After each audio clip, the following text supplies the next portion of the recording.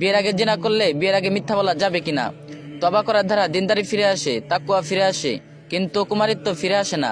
কেউ যদি কাউকে খুন করার পরে তওবা করে তাহলে তার পাপ আল্লাহ মাফ করে দিতে পারেন, কিন্তু মারা যাওয়া ব্যক্তি আবার পৃথিবীতে ফিরে আসবে না। অকুমারী কেউ নিজেকে কুমারী হিসেবে জাহির করে বিয়ে শাদী করাও জায়েজ নেই।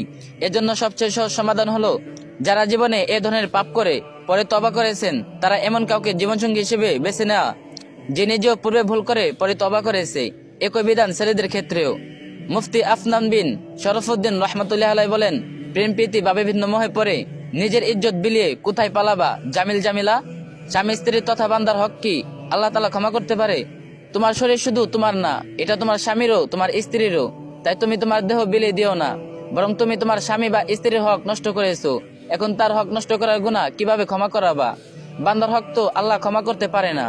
আমি যদি কাউকে সৎ পরামর্শ দেই তাহলে তাকে এটা অবশ্যই বলি, বেঁচে থাকতে অসংখ্য পাপ হয়ে যাক, কিন্তু প্রেম ভালোবাসা অতঃপর জিনার মতো পাপ কাজ কখনোই যেন না হয়।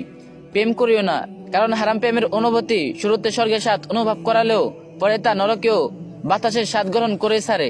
আর পরকালের শাস্তি তো আছেই। সবার তওবা করার সুযোগ পায় না, পেলেও তা খাঁটি তওবা হয়েছে কিনা, আল্লাহর গুনাহ মাফ করেছে কিনা অনিশ্চয়তা ভোগে। তাই এর মানসিক শান্তি বোঝা মৃত্যু পর্যন্ত টেনে নিয়ে যেতে হয়। আল্লাহ রহমানুর রহিম বান্দার জন্য তওবা দরজা খোলা রেখেছেন মৃত্যু পর্যন্ত। বান্দার যত বড় গুনাহ হোক না কেন, খাঁটি তওবা করলে আল্লাহ মাফ করে দেন, কারণ পৃথিবীর সমান গুনাহও আল্লাহর রহমতের কাছে ধুলোর সমান না। তাই নিরাশ হবেন না, আল্লাহ আপনাকে সুযোগ দিয়েছেন এবং ডাকছেনও। তাই এখন তওবা করে ফিরে আসুন রবের দিকে। আর বান্দার হক নষ্ট করে থাকলে তার কাছে ক্ষমা চেয়ে নিন। এই ভিডিওটি অন্য একজনের সাথে শেয়ার করুন, যাতে আপনার কারণে এই বিষয়গুলো জানে। আর যে যেতে পারেন কপি লিংক করে দিন।